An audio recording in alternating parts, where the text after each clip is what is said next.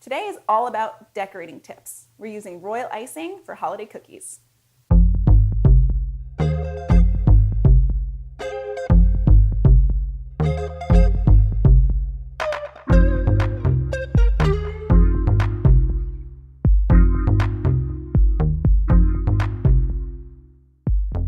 So today's focus is all about royal icing on holiday cookies. Royal icing is really good because it dries rock solid, which makes it really good for packing and traveling with. So this is great if you are making a big batch of cookies and you're bringing them to family, or you're bringing them to work or a holiday party, or if you just like that really crunchy texture.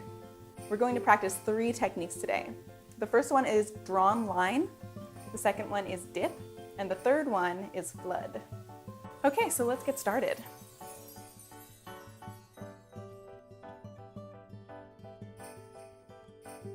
So the first technique we're working on is the drawn line technique. So with your royal icing, you'll have it in your piping bag with the tip. I'm using a number 5 round tip today, or if you have a wider tip, you can use that too.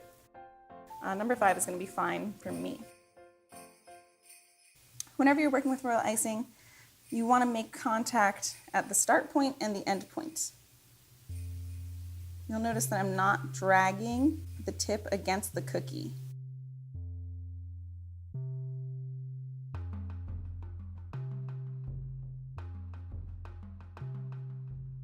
I have these cool silver balls. They're like sugar pellets that you can get from any cook store, a cake decorating store, or just like cooking supplies. They have these cool sprinkles in different colors and metallics. I'm just gonna put one at the end of each snowflake tip.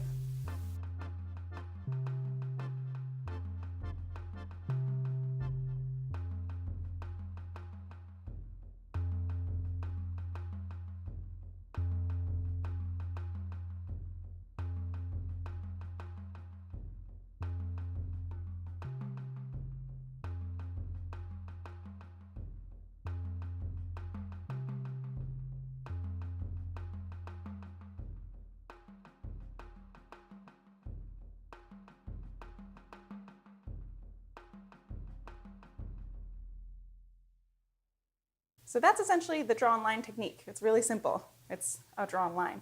The next technique I'm going to show you is the dip technique. So this is kind of an extension of drawn line. I'm going to do the same drawn line technique, but then we're going to flip the whole cookie over and dip it into some really nice sugar sprinkles.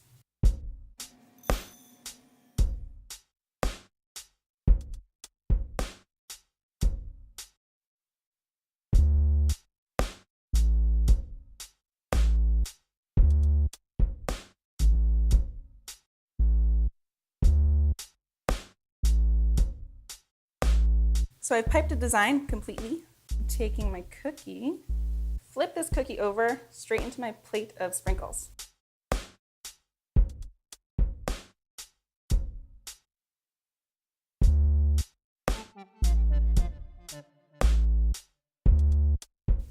So this is just another drawn line technique. My cookie is a little Christmas tree.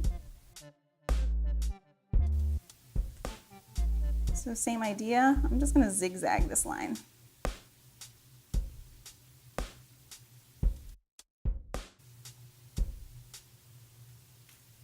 Same thing, take your cookie, flip it over into your sugar.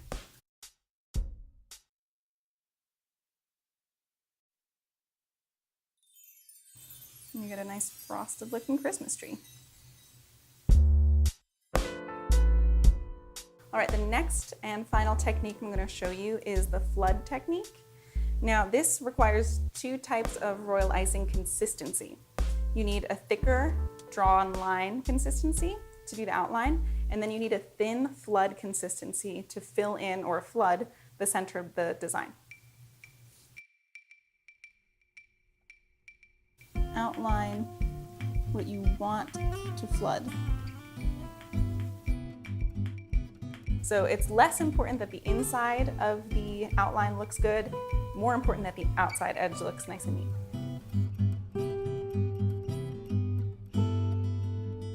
You will need your second consistency of royal icing, you'll need the flood consistency. So it's pretty loose. Actually, it's very loose. And you need it to be loose so that it floods each and every corner of your outline.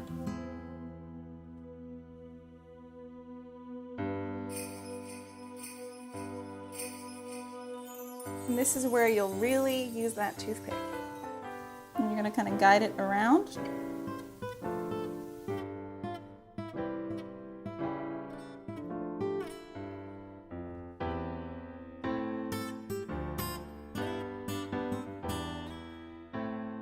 I'm going to keep doing this with my other designs.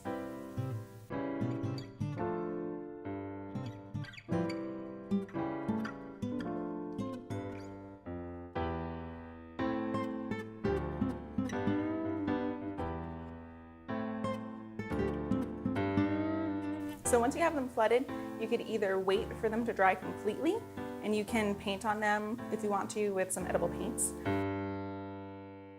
Or if they're a little tacky still, you can sprinkle some sprinkles on. And that's what I'm gonna do.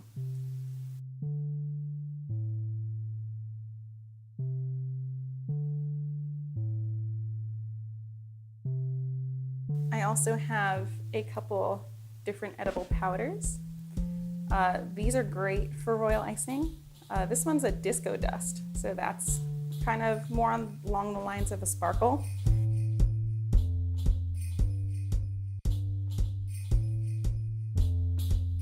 The same idea of adding a little extra shimmer to your cookies with a luster dust. This is much finer than a disco dust. So you take a little bit of this on a small brush. Remember, you want to do this once your royal icing is totally dry.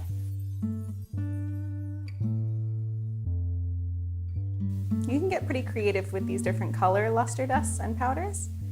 If you add some alcohol, like a clear alcoholic vodka, the alcohol evaporates fast and it leaves behind the pigment.